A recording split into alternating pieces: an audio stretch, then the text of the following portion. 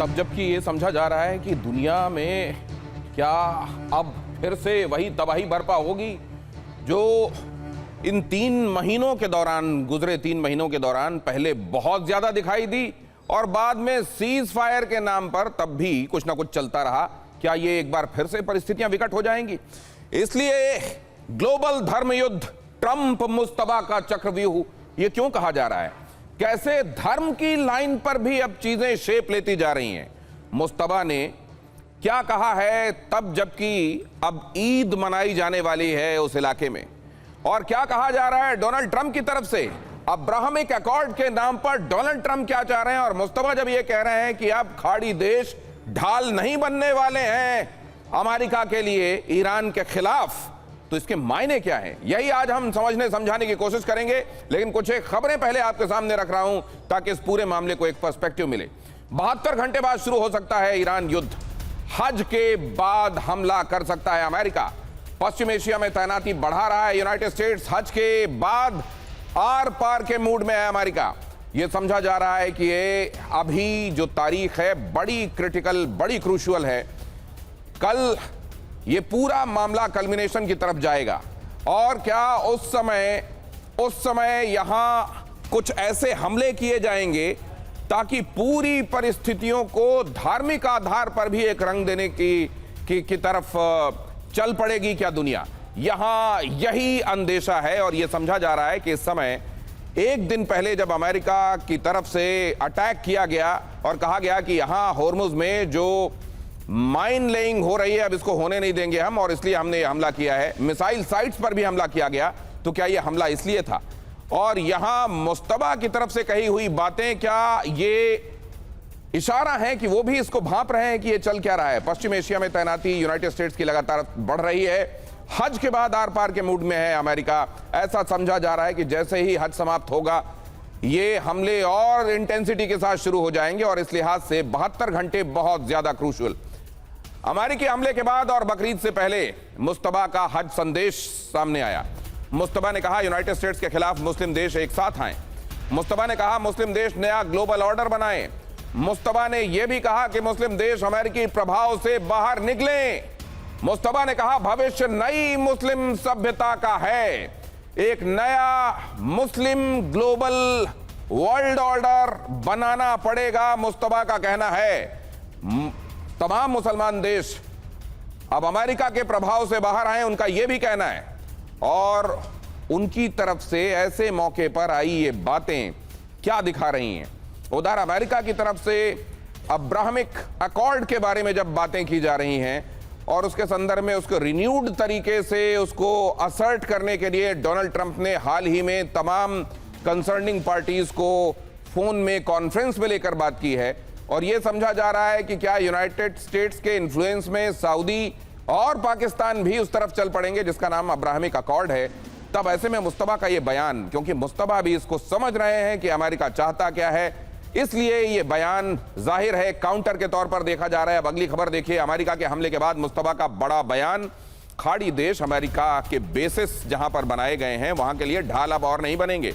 मुस्तबा ने कहा इजराइल अपने खात्मे की तरफ बढ़ता जा रहा है। मुस्तबा का यह भी कहना है अमेरिका धीरे धीरे अपनी ताकत खोता जा रहा है। मुस्तबा का यह भी कहना है कि अब समय का पहिया उल्टा नहीं घूमेगा।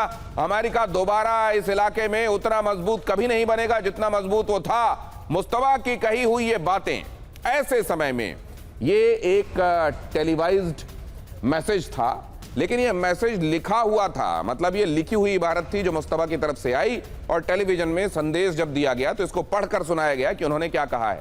और इसमें जो बातें कही गई हैं वो बहुत इंपॉर्टेंट हैं। मसलन ये कहना कि इस पूरे इलाके में यूनाइटेड स्टेट्स धीरे धीरे कमजोर होता जा रहा है। मसलन ये कहना कि अब वक्त का पहिया उल्टा नहीं घूमेगा और उस तरफ अमेरिका को कभी नहीं ले जाएगा जहां वो कभी यहां मजबूत हुआ करता था। यह भी कहना कि मिडिल ईस्ट में या वेस्ट एशिया में कह लीजिए जो भी अमेरिका के बेसिस हैं अब खाड़ी देश उसके लिए और ढाल बनने वाले नहीं हैं। मतलब यहां अमेरिका की अब वैसी नहीं चलेगी जैसे इससे पहले चलती रही है। यह अपने आप में बहुत महत्वपूर्ण बयान है।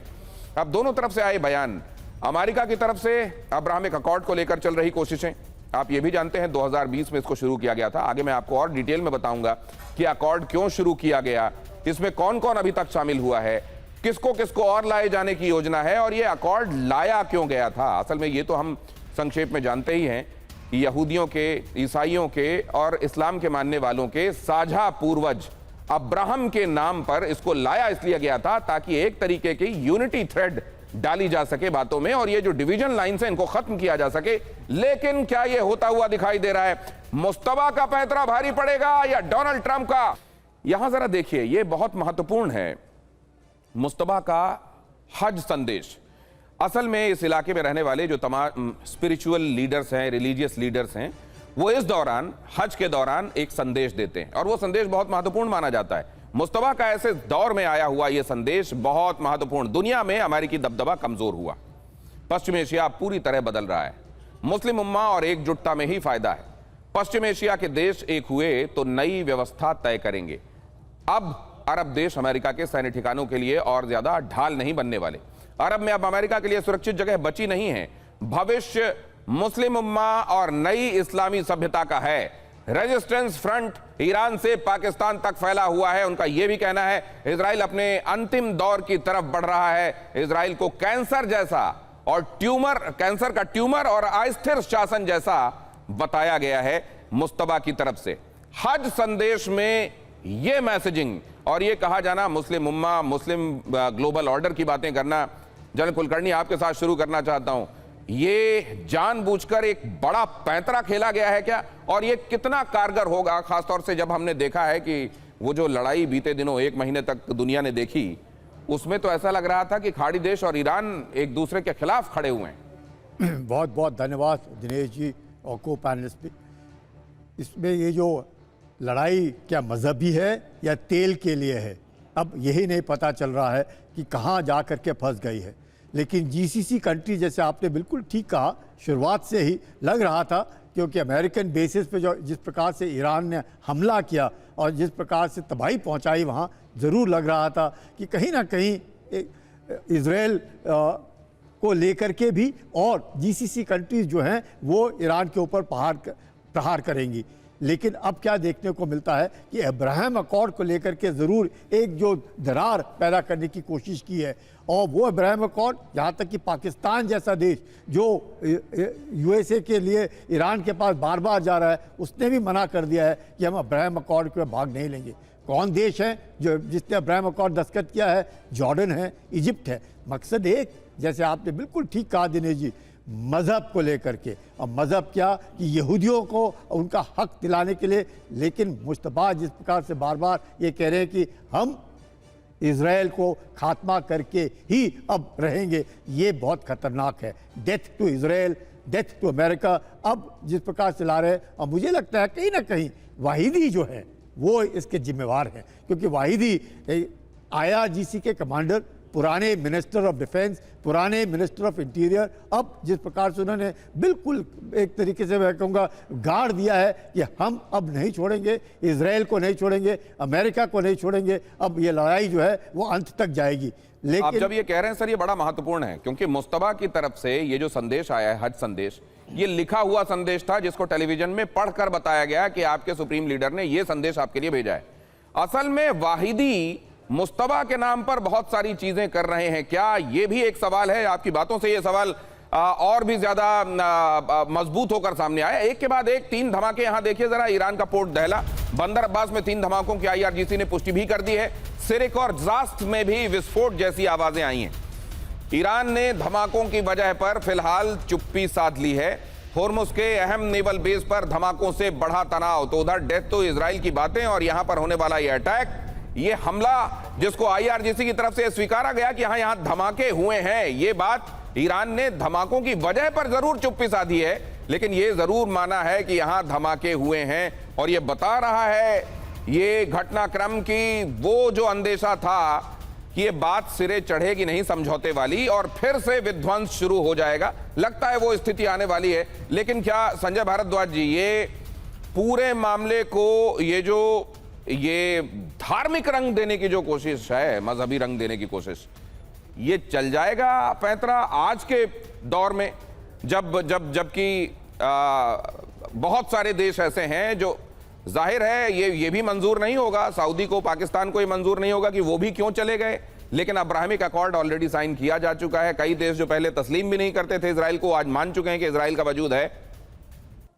देखिए दिनेश जी, आपके टीवी के माध्यम से मैं एक बात बार बार कहता हूं कि इस्लामिक वर्ल्ड में लीडरशिप की लड़ाई है कि इस्लामिक वर्ल्ड को, इस्लाम को कौन लीड करेगा। सऊदी अरबिया करेगा जो अमेरिका के इशारे पे चलता है, या ईरान करेगा जिसके बैकिंग आज के दिन चीन भी कर रहा है, रशिया भी कर रहा है। ये पहली लड़ाई है और उसमें मुझे लगता है कि जिस तरीके से मुर्तज़ा ने अपना स्टेटमेंट दिया है, वो यही कह रहा है कि ईरान इस जो इस्लामिक वर्ल्ड है, मिडिल ईस्ट है, गल्फ कंट्रीज है, उनका लीडर है। अब उसमें देखिए 2-3 बातें साफ साफ है कि कंडीशंस लेके कौन आ रहा है, मुर्तज़ा लेके आ रहा है, ईरान कंडीशंस लेके आ रहा है। वो पहला कोशिश कर रहा है कि जो लेबनान का इशू है उसको इस नेगोशिएशन में शामिल किया जाए। दूसरी बात कि साफ साफ है कि सिर्फ टैक्स वसूली का हॉर्मुज में मुद्दा नहीं है, हॉर्मुज का मुद्दा है इसकी आगे इस पर किसका एकाधिकार होगा। तीसरा जो उस कंडीशंस लगा रहा है वो कह रहा है सिर्फ बात कहाँ रुकी हुई है कि जो 24 बिलियन जो असेट्स हैं उसको डिफ्रीज करने की बात है। साफ साफ नज़र आ रहा है कि जिस तरीके से स्ट्रांगली मुर्तज़ा और ईरान नेगोशिएट कर रहा है, जिस तरीके से अपने पॉइंट्स अमेरिका के सामने रख रहा है, तो यही साबित करना चाहता है कि अब आपका जो एक प्रभुत्व था मिडिल ईस्ट में वो ख़त्म हो चुका है। अब मिडिल ईस्ट के कंट्रीज़ आप पे ज़्यादा भरोसा करते नहीं है। अगर आप जो इजराइल के जो आपका प्यार है इजराइल का, मेरा सवाल यह है कि ये जो कोशिश है, देखिए बीच में जब युद्ध चल रहा था तब भी पेजेश्कियान की तरफ से बयान आया था कि हमारी आपसे कोई दुश्मनी नहीं है, लेकिन आप लोगों के यहां से फायर हम पर आ रहा है इसलिए हम उसको रिटेलिएट कर रहे हैं। हम आपसे कोई दुश्मनी नहीं रखते। तब भी ये वाली बात सामने आई थी कि देखिए असल में इस्लाम के ऊपर किया जा रहा हमला है। ये बात भी ईरान की तरफ से जब ये हमले चल ही रहे थे, ईरान की तरफ से आवाज आई थी कि ये इस्लाम के नाम पर एकजुट करने की कोशिश इन बयानों में जो दिखाई दे रही है, क्या गिरीश जी वो कामयाब होगी या नहीं होगी? धन्यवाद दिनेश। आपका सवाल बहुत जटिल सवाल है कि भविष्य में ये कौन सक्सेसफुल होगा। अब्राहम अकॉर्ड को लेकर अमेरिका सक्सेसफुल होगा या मुस्लिम यूनिटी को लेकर ईरान सक्सेसफुल होगा। लेकिन जहाँ तक मेरा मानना है कि आपने देखा जैसे ही अब्राहम अकॉर्ड की बात ट्रंप साहब ने कल करी तो सारे के सारे मुस्लिम देश जो अरब देश थे, पाकिस्तान था, वो बिल्कुल विरोधाभास में खड़े हो गए। सो आप देखिए उनका इनिशियल रिएक्शन ही एकदम रिजेक्शन का था। जहाँ तक अब्राहम अकॉर्ड को वाइडन करने की ट्रंप साहब की जो कोशिश है वो तो पहले ही धक्का खा चुकी है। और अगर आप मुर्तबा साहब का जो बयान देखेंगे मुस्लिम वर्ल्ड को यूनाइट करने का, ना उसका नेगेटिव कमेंट आया है ना पॉजिटिव, न्यूट्रल है। अभी अरब देशों ने उसके ऊपर कोई टिप्पणी ज़्यादा नहीं करी है। अगर आप दोनों के रिएक्शन को देखें और उसको एनालाइज करें तो आपको लगेगा कि जो मुर्तबा साहब की जो अपील है मुस्लिम वर्ल्ड को अपील करने की, वो ज़्यादा सक्सेसफुल रही है बजाय ट्रंप साहब की अपील अब्राहम अकॉर्ड को वाइडन करके मिडिल ईस्ट को इंक्लूड करने की। मेरा जो मानना है कि ईरान चाहे सक्सेसफुल पूरे तौर पर ना हो, लेकिन कहीं ना कहीं अब्राहम अकॉर्ड को वाइडन करने की जगह मुस्लिम वर्ल्ड को यूनिटाइज करने में ईरान ज़्यादा सक्सेसफुल रहेगा। अभी ये खबर आ रही है और आशीष ने हम तक बढ़ाई है कि ओमान के मस्कट के पास ऑयल टैंकर पर हमला हुआ है। ब्रिटिश समुद्री व्यापार संगठन ने इस बारे में जानकारी दी है। मस्कट के तट के पास टैंकर में धमाके की खबर है। धमाके के बाद तेल पानी में फैल गया है और उसकी तस्वीरें भी सामने आई हैं। मस्कट से 60 नॉटिकल माइल दूर ये घटना घटी है। आशीष, डिटेल्स। देखिए, ये अभी कुछ मिनटों पहले ही यूके एमटीओ ने वार्निंग इशू की है और ये इंपॉर्टेंट इसलिए बन जाता है क्योंकि इसमें कोई भी इस तरह से एक जो कुछ दिनों पहले आते थे ना कि सोमाली पायरेट्स का अटैक है, ये वो नहीं है। जो कैप्टन है उसने ये इन्फॉर्म किया है कि एक एक्सप्लोजन हुआ है एक्सटर्नल फैक्टर्स की वजह से, यानी कि जो हम गैस कर सकते हैं किसी तरह का ड्रोन या फिर कोई लॉइटरिंग म्यूनिशन वाला एक्सप्लोजन है और उस वजह से इस शिप से काफ़ी ज़्यादा तेल रिसा हुआ है। ये पैटर्न हमें दिखाई दिया है जब भी, चाहे वो पीस वाले स्टेज हो या फिर जब ऑफेंसिव वाले स्टेजेस हो। ये बेसिकली ब्लॉकेड वर्सेस ब्लॉकेड वाली जो लड़ाई चल रही है, अब ये कौन सा शिप है, कहाँ जा रहा था, किस देश का है, कहाँ का फ्लैग है, ये अब डिटेल कुछ समय में आएंगे। लेकिन ये क्लियरली दिख रहा है कि स्ट्रेट ऑफ हॉर्मुज अभी भी एक पेचीदा बात बनी हुई है और वहां पर कमांड करने के लिए मैं परमिशन दूंगा, उस वजह से कई शिप्स इसके पहले भी लाइन ऑफ फायर में आए हैं। एक और इंसिडेंट जस्ट कुछ मिनटों पहले। और एक और खबर देखिए, ईरान के बंदर अब्बास में भीषण फायरिंग हुई है। IRGC और अमेरिकी लड़ाकू विमानों के बीच में झड़प की भी खबर है।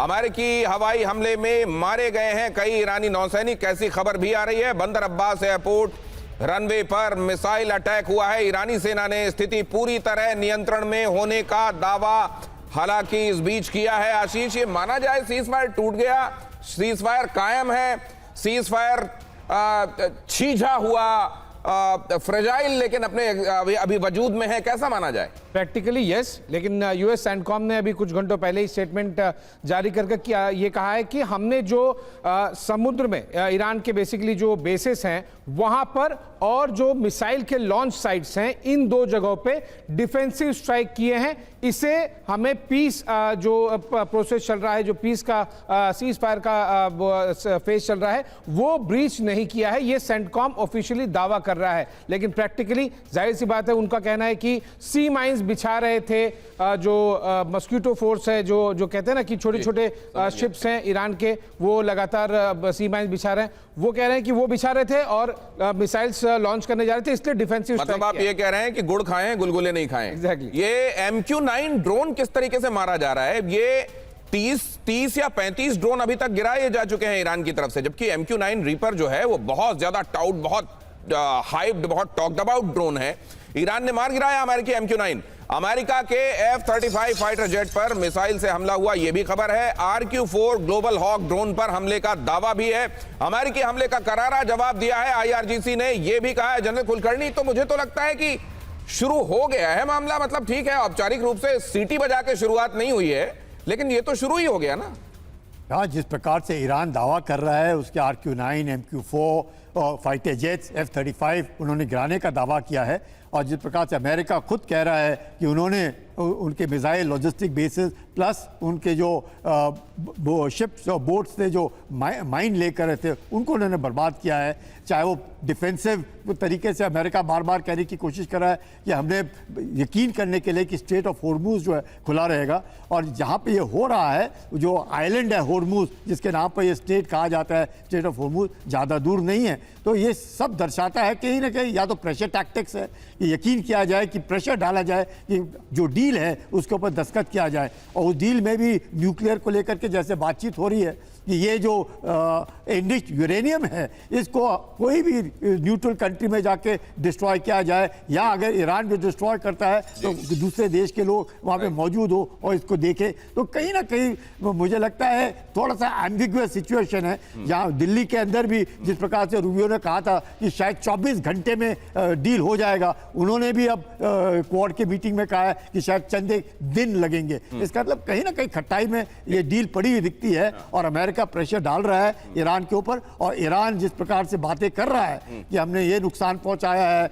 हमने इस तरीके से कार्रवाई करेंगे, हम इजराइल को जीने नहीं देंगे, और जिस प्रकार से इजराइल लेबनान के ऊपर दबा करके हमला कर रहा है, ये साफ दर्शाता है दिन अच्छे नहीं है, कहीं डील नहीं, कहीं ऐसा ना हो जाए कि अगले 48 घंटे में वाकई युद्ध शुरू हो जाए, ऐसे लगने लगा। अगले 48 घंटे में युद्ध फुल फ्लेजेड शुरू हो सकता है। लेफ्टिनेंट जनरल संजय कुलकर्णी, और ये करेक्ट कीजिए please, lieutenant general Sanjay Kulkarni हमारे साथ हैं, वो मेजर जनरल गलती से लिखा हुआ है, और शुरुआत में इंट्रोडक्शन के समय भी ये लिखा हुआ था, और मैं एक फ्लो में इसको पढ़ता भी चला गया। लेफ्टिनेंट जनरल संजय कुलकर्णी, भारत के ऑपरेशन मेघदूत के हीरो कौन भूल सकता है 1984 बिलाफोंड ला, जब सर ने भारत के लिए वहां तिरंगा फहराया था। ये डेजिग्नेशन करेक्ट कीजिए। ईरान ने केश्म द्वीप के पास ड्रोन को किया इंटरसेप्ट, आराशे कमांगीर सिस्टम से ड्रोन गिराने का दावा, ड्रोन गिराकर खाड़ी में घुसपैठियों को कड़ा संदेश दिया। ड्रोन किस देश का था, ईरान ने इस बारे में कोई जानकारी नहीं। ये अमेरिकी ड्रोन ये सिटिंग डक जैसे कई जगहों पर क्यों लग रहे हैं गिरीश जी, इसके पीछे कोई वजह है? ये ईरान के पास इतनी कोई महत्वपूर्ण टेक्नोलॉजी है? क्योंकि ड्रोन के मामले में टर्की, ईरान ये असल में उसको बढ़ाने वाले, पैदा करने वाले देशों में माने जाते हैं। तो क्या उनको उसकी काट भी पता है, इसलिए ये दिखाई दे रहा है?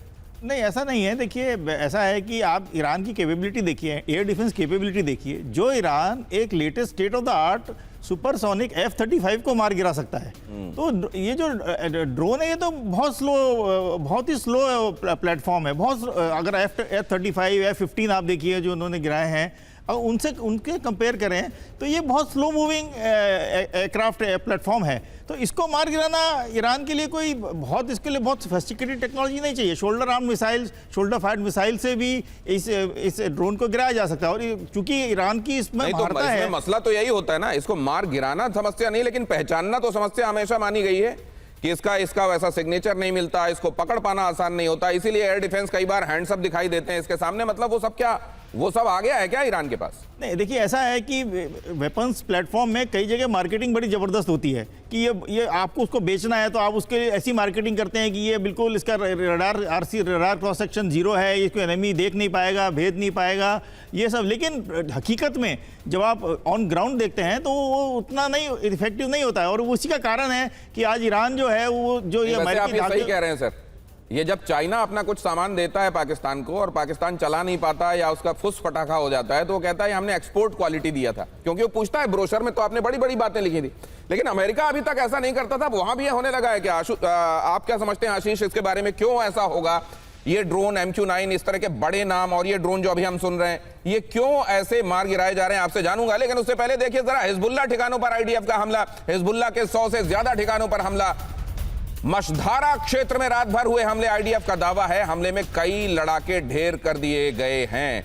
ये यहां तो नॉन स्टॉप ही चल रहा है आशीष, ये और जिस दिन ये कहा जाता है कभी कि यहां पर नहीं यहां पर भी सीज फायर होगा, वहां ये और इंटेंसिटी के साथ हो जाता है। क्या आखिरकार इसको एंश्योर करेगा इजराइल ही कि वो जो अभी यहां ये कर रहे हैं लेबनान में, वो ईरान में भी फुल स्केल दिखाई देने लगे? देखिए ये फ्रंट हमेशा से ही ओपन था। जब आप बहुत लंबे भी हमने सीज फायर वाला पीरियड देखा तब भी ये फ्रंट ओपन है। आज की भी ये तस्वीरें ये क्लियरली दिखा रही हैं 100 से ज़्यादा, ये IDF का वीडियो है, IDF ने ये क्लेम किया है कि 100 से ज़्यादा हिजबुल्लाह के ठिकानों को उन्होंने पिछले कुछ घंटों में, कुछ दिनों और हफ्तों में नहीं, कुछ घंटों में ऐसे 100 से ज़्यादा ठिकानों पे जो कि उनके वेपन डेपो थे या फिर वेपन सप्लाई या फिर लॉन्च पैड्स थे, उन सभी जगहों पे उन्होंने अटैक किया। आप इमेजिन कीजिए कुछ घंटों में, मैक्सिमम मान लीजिए 24 घंटों में, 1 घंटों में अगर IDF लगातार 100 ऐसे ठिकाने हिजबुल्लाह के टारगेट कर रहा है तो ये फ्रंट पहले भी एक्टिव था, आज भी है। और किसी तरह से अगर डोनाल्ड ट्रंप ट्रूथ सोशल पे एक दिन ट्वीट कर दे डील हो गई, हो गया, पीस हो गया, उसके बाद भी ये फ्रंट ओपन रहेगा। ये फ्रंट ओपन रहेगा या ईरान वाला फ्रंट भी ओपन हो रहा है? मैं ये पूछ रहा था आपसे। ईरान वाला फ्रंट अभी बहुत जल्दी, हमें साइंस देख रहे हैं, लेकिन नहीं, आपको भी 48-72 घंटे दिखाई दे रहे हैं, यही वाली विंडो दिखाई दे रही है। ये क्वेश्चन आप शो के पहले भी पूछे थे, लेकिन देखिए साइंस दिखाई दे रहे हैं बहुत। मैं ग्रीन रूम में मैं ये बात ग्रीन रूम में भी इनसे पूछ रहा था, तभी उसको इवेड कर गए थे, कुछ सर्कमवेंशन हो गया था, तो मैंने सोचा था कि शायद ऑन एयर इसको डक नहीं करेंगे, लेकिन यहां पर भी अभी कोई टाइम। लेकिन यहां क्यों कहा जा रहा है 48 से 72 घंटे अहम? संजय भारद्वाज जी, क्या ये जो कनेक्ट किया जा रहा है कि वहां हज यात्रा समाप्त हो रही है और ये ईद मनाई जाएगी और उसके बाद डोनाल्ड ट्रंप पूरी इंटेंसिटी के साथ टूट पड़ेंगे, क्या ऐसा आपको भी अंदेशा है? देखिए मुझे लग रहा है कि बहुत हार्ड टफ बार्गेनिंग ईरान और अमेरिका के बीच में हो रही है। जहाँ तक आशीष जी ने कहा हिजबुल्लाह और लेबनान का इशू है, मुझे लगता है ईरान इस पे भी नेगोशिएट कर रहा है कि सीज़ फायर ना केवल ईरान तक, पूरा हिजबुल्लाह और लेबनान तक भी सीज़ फायर इम्प्लीमेंटेशन होना चाहिए। एक बहुत बड़ा इशू है बार्गेन करने का। देखिए दूसरा एक पक्ष में जो आपने पहले पूछा था कि ईरान पूरे गल्फ कंट्री जो इस्लामिक वर्ल्ड है अपने साथ करने का प्रयास, आप वहाँ से देखिए जब हमास और इजराइल के बीच में कॉन्फ्लिक्ट हो रहा था उस वक्त भी उन्होंने ये नहीं कहा था कि ये लड़ाई शिया की है कि सुन्नी की लड़ाई है। ईरान पूरे इस्लामिक वर्ल्ड की लड़ाई लड़ रहा है और उनके प्रॉक्सी चाहे हुती थे, हिजबुल्लाह थे या ईरान डायरेक्टली हमास को सपोर्ट कर रहा था। तो एक तरीके से जो एक पोलराइजेशन करने का प्रयास ईरान का हमेशा रहा कि इस्लामिक वर्ल्ड वर्सेस अमेरिका और द वेस्टर्न वर्ल्ड, वो मुझे लगता है कि कुछ हद तक ईरान अब सक्सेसफुल हुआ है। अब जिस तरीके से, और ये अपॉर्चुनिटीज ट्रंप ने अभी दे दी जब अब्राहम अकॉर्ड में कि सब लोग पूरा इस्लामिक वर्ल्ड इसको एंडोर्स कर। मुनीर जाके सिखा के तो नहीं आए कि इस बात पे जोर दो, लेकिन ये मुस्लिम नेटो तो पहले से करते रहे हैं कहीं यही तो जाकर नहीं बोल के आए कि तुम इस तरीके का कोई स्टेटमेंट दो, ये तुम्हारे लिए कारगर हो सकता है। देखिए, लेकिन पाकिस्तान ने तो पहले ही मना कर दिया, तो दोनों तरीके से खेल रहा है। वो इस्लामिक वर्ल्ड के साथ भी रहना चाहता है, अमेरिका के साथ भी रहना, यानी कि एक नया कॉन्फ्लिक्टिंग जोन ट्रंप के लिए पाकिस्तान ने, इससे पाकिस्तान अपनी महत्व को बढ़ाना चाहता है इस्लामिक वर्ल्ड में कि देखिए हम आपके साथ भी हैं, लेकिन इस्लामिक वर्ल्ड के साथ में भी। इजरायली सेना को हिजबुल्लाह को कुचलने का आदेश, जरा देखिए ये खबर, इजरायली सेना को हिजबुल्लाह को कुचलने का आदेश दिया गया है। नेतन्याहू ने लेबनान में हमले तेज करने का आदेश दिया। नेतन्याहू ने कहा फायर पावर बढ़ा कर देंगे जवाब। इजराइल ने फाइबर ऑप्टिक ड्रोन हमलों का भी जिक्र किया। सीज फायर के बावजूद लेबनान मोर्चे पर बढ़ा तनाव। देखिए यहां पर सीधे सीधे एक लाइन में निर्देश आ गया है नेतन्याहू का कि यहां पर हिजबुल्लाह के खिलाफ कोई भी मुरव्वत किए जाने की आवश्यकता नहीं है। हालांकि खुद बेंजामिन नेतन्याहू के स्वास्थ्य के बारे में चिंताजनक खबरें आ रही हैं। खबर यह आ रही है कि शायद उनको फिर से हॉस्पिटलाइज कराया गया है। बीते दिनों तो उन्होंने खुद ही बताया था कि वो एक खास तरह के कैंसर से परेशान हैं। क्या इस समय ये कुछ भी चल रहा है इंटरनली और इससे भी चीजें प्रभावित हो सकती हैं या इसका कोई असर नहीं पड़ने वाला? ये भी महत्वपूर्ण है। आपको क्या दिखाई देती है जनरल कुलकर्णी? नहीं, मुझे नहीं लगता है दिनेश जी कि उनकी सेहत से के कारण कुछ होएगा अभी, लेकिन ज़रूर उनका मकसद है कि उन्हें भी लगता है या तो लड़ाई अगर अचानक बंद हो गई तो ये ना हो कि लेबनान को लेकर के भी ईरान का दबाव शायद मान जाए ट्रंप।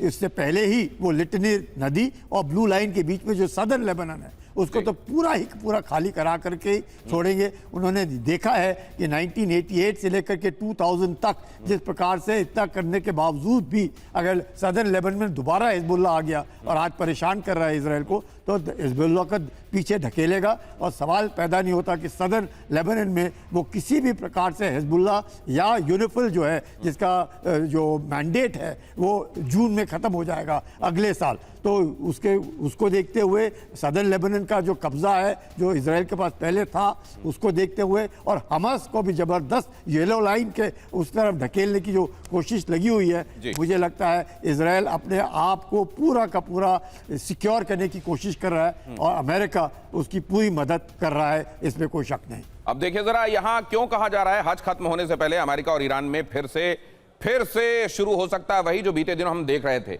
जिसमें बीच में कुछ शांति बहुत अस्थिर सी लेकिन एक शांति दिखाई दी। वो फुल स्केल क्यों शुरू हो सकता है?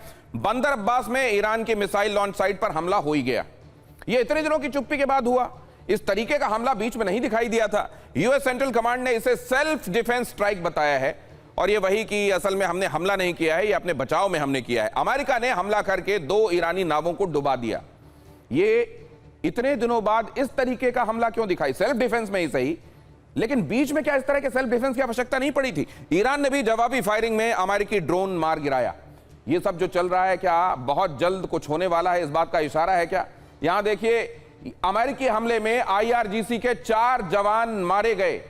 यह इस बात का इशारा है क्या कि बस 48 से 72 घंटे में कुछ होने वाला है? हमले की टाइमिंग से उसके यही इशारे मिल रहे हैं कि हज के बाद बड़ा प्रहार हो सकता है। क्या इन डॉट्स को कनेक्ट किया जाए या इन डॉट्स को कनेक्ट करने की कोई जरूरत नहीं है? ये कोई सीधा सीधा इशारा नहीं है कि बहुत जल्द कुछ बड़ा हो सकता है। गिरीश जी। दिनेश, है कि ऐसा है कि आप देखिए कि इसको जो है अमेरिका ने डिफेंसिव बोला है और ईरान ने भी जो है अपने वक्तव्यों में इसको कोई बहुत ज़्यादा शोर नहीं मचाया है। उन्होंने एक fact of the matter of the fact kind of statement उन्होंने दिया है। मैं इसको समझता हूँ कि ये ट्रम्प साहब की एक प्रयास है कि ये जो उनका निगोशिएशन चल रहा है वो ठीक नहीं चल रहा है, तो ये कहीं ना कहीं ट्रम्प साहब की एक कोशिश है अमेरिका के ऊपर दबाव डालने की, ताकि वो थोड़ी सी जो निगोशिएशन। ये आपने सर बड़ी मार्के की बात कही है कि दोनों पार्टीज वो कह रहे हैं कि हमने डिफेंसिव स्ट्राइक की है और उन्होंने कोई ऐसी इसको बड़ा इसको तूल नहीं दिया कि अरे क्या किया, देखो ये इन्होंने सीज फायर का उल्लंघन कर दिया। ये क्यों किया जा रहा है? क्या दोनों ही तरफ समझौते की उम्मीद है इसीलिए ऐसा किया जा रहा है? ईरान को कुछ और प्रेशर में लेने के लिए अमेरिका ने यह किया है क्या ईरान को भी दिखाई दे रहा है कि यह मौका नहीं आएगा और अगर हम इससे आगे बढ़ गए तो हमारे लिए मुश्किल हो सकती है? क्या इसीलिए इसको तूल नहीं दिया गया? बहुत महत्वपूर्ण ऑब्जर्वेशन। लेकिन आगे देखिए, तेल अवीव से उड़े 4 अमेरिकी टैंकर्स फारस की खाड़ी की तरफ बढ़ रहे हैं। यूनाइटेड स्टेट्स के ये refuelling tankers 3 Boeing KC-46A Pegasus रवाना, एक KC-135C स्ट्रैटो टैंकर भी रवाना, लड़ाकू विमान में ईंधन भरने की व्यवस्था। अब इस खबर के मायने क्या है, जरा आशीष से वो भी समझ लीजिए। देखिए, ये एक नया पैटर्न हमें दिखाई दिया है जो कि पिछले लगभग 1-1.5 महीने में बहुत पॉज पे था। सीज फायर के बाद में हमें 4 एक साथ में जो एग्जैक्टली ये फ्लाइट रडार का हमने नहीं तो इसको जरा बिग बॉल में डालिए, इसको बिग बॉल में डालिए और ये क्या संकेत है, इससे क्या निहितार्थ हैं, और यहां ये बहुत दिनों बाद क्यों दिखाई दिया है। तेल अवीव की बात की जा रही है, ये किस लिहाज से महत्वपूर्ण है, इसको आइए बताइए, यहां समझाइए आशीष, आइए जरा बताइए यहां क्या दिखाई दे रहा है। ये रिफ्यूलिंग टैंकर सी है ना जी, एग्जैक्टली ये 4 के 4 रिफ्यूलिंग टैंकर, ये उसके डिस्क्रिप्शन है और चारों के चारों यूएस फोर्सेस के हैं। ये लोकेशंस 1 2 3 4, यानी कि ये पिगासस और स्ट्रैटो टैंकर ये एक साथ में लगभग 1-1.5 महीने से हमें नहीं दिखाई दे रहे थे, लेकिन अभी ये पिछले कुछ घंटे पहले ये दिखाई दिए हैं। इतने टैंकर्स एक साथ में, यानी कि जो एक मिलिट्री दबाव बनाने की कोशिश की जा रही है, उतने फाइटर जेट्स आएंगे, इतने रिफ्यूलर टैंकर्स हैं, फाइटर जेट्स होंगे, यानी कि किसी तरह से अगर ईरान का रिटेलिएशन आता लास्ट स्ट्राइक के बाद में, और साथ ही साथ एक मिलिट्री डोमिनेंस हवा में बनाए रखने के लिए इस तरह के डिप्लॉयमेंट जो कि पिछले 1-1.5 महीने से बहुत पॉज पे थे, इतने एक साथ में टैंकर्स हमें इस एरिया में नहीं दिखाई दे रहे थे। आपको याद होगा 1-1.5 महीने तो पहले, खुद ही बता रहे हैं 1-1.5 महीने बीच में पॉज आया, नहीं दिखाई दे रहा था, अब दिखाई दे रहा है, तो आप तो जवाब दे ही रहे हैं कि क्या हो सकता है आगे, कब हो सकता है। साइन दिखा रहे हैं लेकिन जरूरत से ज्यादा दिखा रहे हैं। अच्छा, इशारे तो दिखा रहे हैं लेकिन उतने दिखा रहे हैं जो बहुत आसानी से समझ में आते हैं। तो क्या ये सिर्फ दबाव बनाने के लिए किया जा रहा है? आशीष का कहना है हाँ, ये दबाव बनाने के लिए ज्यादा दिखाई दे रहा है, क्योंकि इतना एविडेंट, इतना ऑब्वियस होकर वरना नहीं किया जाता। अब जरा देखिए पश्चिम एशिया के सहयोगियों को ट्रंप का संदेश, अपने साथियों को नुकसान नहीं पहुंचने देंगे, कहा ट्रंप ने कहा कभी अपने साथियों का साथ नहीं छोड़ेंगे, छोड़ेंगे ना हम तेरा साथ हो साथी। बाकी की लाइनें डॉट डॉट डॉट, क्योंकि यहां पर तो जो सिक्योरिटी अम्ब्रेला जिसका प्रॉमिस किया गया था वो वैसा दिखाई नहीं दिया ना इन देशों को। सऊदी, कतर, कुवैत, यूएई का सहयोग के लिए शुक्रिया, ट्रंप ये भी कह रहे हैं। ट्रंप ने कहा बहरीन और इजराइल साथ निभा रहे हैं, बहरीन साथ निभा रहा है, यूएई साथ निभा रहा है, ये साथ निभाते चले जा रहे हैं ये, और साथ में ये भी कहा कि हम अपने साथियों का साथ नहीं। अब देखिए यहां पर ये बहुत महत्वपूर्ण, कहते हैं दोहराना, असर्ट उसी बात को करना पड़ता है, दोहराना उसी को पड़ता है जो उतने मजबूत धरातल पर खड़ा हुआ सच नहीं होता। इसीलिए मुस्लिम उम्मा की बात की जाती है क्योंकि वहां बहुत सारी फॉल्ट लाइंस हैं। इसीलिए यह बात कहनी पड़ रही है डोनाल्ड ट्रंप को इस वक्त कि हम साथ नहीं छोड़ेंगे, क्योंकि दुनिया यही समझ रही है कि या तो आप छोड़ देंगे, आप यहां से निकल लेंगे, या फिर वो आपकी सदारत के लिए तैयार नहीं होंगे, मानेंगे नहीं कि हमको अच्छा आपके साथ ये व्यवस्था कायम रखनी है। क्या गिरीश जी इसीलिए ये बात दोहराई जा रही है, इसीलिए इतना असर्ट करके बात कही जा रही है? हाँ बिल्कुल, कूटनीति में बड़ा ज़रूरी है कि जो है बात को घुमा फिरा के बोला जाए, इनडायरेक्टली बोला जाए, डायरेक्टली ना बोला जाए। अगर आपके मन में है कि ये मेरा दुश्मन है लेकिन आप मुंह पे उसको तारीफ करेंगे, तो ये जो ट्रंप साहब जो ये बात बोल रहे हैं, बार बार दोहरा रहे हैं, ये इसीलिए है कि ये जो पूरा मिडिल ईस्ट का खेमा है इसको अपने पक्ष में रखें। कहीं ऐसा ना हो कि एक आध व्यक्ति भी, एक आध देश भी उनके खेमे से निकल जाए तो काफ़ी हानि हो सकती है। तो ये संदेशे बन गए हैं ना, ये अंदेशे बन गए हैं सर। अब देखिए जरा क्या हमला कर सकता है, ये क्यों भड़का रहे हैं ट्रंप, क्या हमला करने के लिए उकसा रहे हैं? ये भी बहुत सारे लोग कह रहे हैं कि कल हज का सबसे महत्वपूर्ण दिन है, कल ही सऊदी अरब में बकरीद मनाई जानी है। बकरीद से 24 घंटे पहले यह हमला हुआ है जिसको डिफेंसिव अटैक कहा जा रहा है। हमले में IRGC के 4 जवान मरे हैं। अमेरिका के हमले से गुस्से में है ईरान। सवाल इसमें यह है कि क्या ईरान पर हमला करने का बहाना खोज रहे हैं ट्रंप? क्या ईरान को मुस्लिम देशों से अलग करने के लिए ऐसा किया जा रहा है? क्या अरब में ईरान को मिल रहा समर्थन ट्रंप को नामंजूर है, इसलिए ऐसा किया जा रहा है? यह महत्वपूर्ण है। अब जरा यह खबर देखिए, लेबनान पर इजरायली हमले को लेकर ईरान की वार्निंग भी सामने आ गई। बेरूत पर हमला हुआ तो ईरान नहीं करेगा कोई डील, बीच में ही टूट सकता है कूटनीतिक रास्ता, ईरानी सोर्सेस ने कहा। होर्मुज और क्षेत्रीय शांति को लेकर दोहा में बातचीत जारी है। तेहरान, वॉशिंगटन और क्षेत्रीय मध्यस्थों के बीच चर्चा।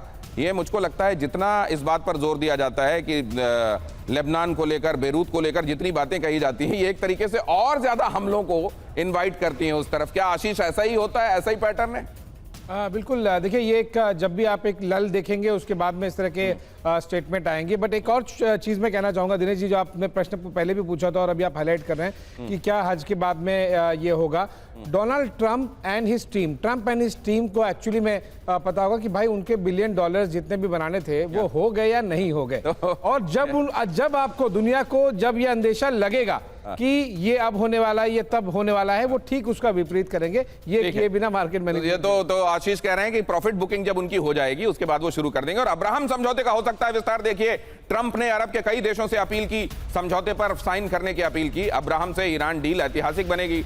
ट्रंप ने कहा समझौते से अरब जगत में शांति आएगी, ट्रंप का यह भी कहना है। अब उधर मुस्तफा का पैंतरा तो आपने देखा, लेकिन यहां पर डोनाल्ड ट्रंप क्या कर रहे हैं वो भी देखिए। ट्रंप के शांति प्लान से मुश्किल में पाकिस्तान। ट्रंप ने पाकिस्तान को समझौते में शामिल होने के लिए कहा।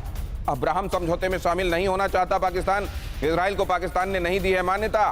अब जरा यहां यह भी देखिए, इजराइल के लिए ट्रंप का प्लान क्या है। ट्रंप अब्राहम अकॉर्ड का विस्तार चाहते हैं। वो चाहते हैं कि अभी जितने देशों ने साइन किया है और ज्यादा नंबर्स होना चाहिए उनका। सऊदी अरब और पाकिस्तान पर अब्राहम अकॉर्ड में शामिल होने का दबाव अमेरिका की तरफ से समझा जा रहा है कि डाला जा रहा है। इससे पहले ट्रंप सीरिया पर भी शामिल होने का, अब्राहम अकॉर्ड साइन कर लो, इसका दबाव डाल चुके हैं। नॉर्मलाइजेशन के नाम पर ग्रेटर इजराइल के लिए ट्रंप की ये फील्डिंग चल रही है, ऐसा समझा जा रहा है। सऊदी अरब और पाकिस्तान अब्राहम अकॉर्ड में शामिल नहीं होना चाह रहे हैं, लेकिन जब अगर अमेरिका अड़ ही जाएगा तो वो क्या करेंगे। अब्राहम अकॉर्ड के पीछे ट्रंप के जो मकसद हैं वो भी देख लीजिए जरा। इजराइल को कूटनीतिक तौर पर स्थापित करना, उसका वजूद, क्योंकि बहुत सारा पाकिस्तान मानता ही नहीं है कि इजराइल है, तो वो भी माने और इस तरीके से इजराइल मजबूत हो कूटनीतिक तौर पर। इजराइल के संबंध अरब से सुधरे तो यूनाइटेड स्टेट्स का संसाधन और शक्ति दोनों बचेंगे। पश्चिम एशिया में अमेरिका का बेवजह का टकराव बचेगा। सुरक्षा के नाम पर अमेरिका का सैन्य खर्च बचेगा। अमेरिका अपनी पूरी ताकत चीन से निपटने में लगा सकेगा। यह समझा जा रहा है। क्या संजय भारद्वाज जी, केवल 15 सेकंड में आपको यह बताना है, क्या अपना पल्ला छुड़ाने के लिए और इजराइल से यह कहना कि भाई अब देखो इतना कर सकते थे हमने कर दिया, तुम लोगों के बीच में सब शांति व्यवस्था के नाम पर हमने दस्तखत करा दिए, अब अपना अपना देखो। डोनाल्ड ट्रंप ये चाह रहे हैं क्या? देखिए, मुझे नहीं लगता कि उनका निश्चित रूप से इजराइल प्रेम बहुत गहरा है और ये बात, लेकिन यहाँ पर जो वेस्ट एशियन सर आपने ये महत्वपूर्ण बात कही। हाँ, ये बहुत प्रेम गहरा है, मतलब वो दामन नहीं छुड़ा सकते, तो इजराइल ने दोबारा शुरू करा है। अब जरा देखिए, अब्राहम समझौते पर पाकिस्तान के रक्षा मंत्री ख्वाजा आसिफ ने क्या कहा है। अब्राहम समझौते में पाकिस्तान शामिल नहीं होगा। ख्वाजा आसिफ ने कहा अब्राहम समझौता हमारी मूल विचारधारा के खिलाफ है। उन लोगों के साथ कैसे बैठे जिन पर एक दिन के लिए भरोसा नहीं किया जा सकता। अब देखिए जरा, भईगत सांप छछूंदर केरी, उगलत बने न लीलत केरी। आज इसी नोट पर यहां समाप्त कर रहे हैं।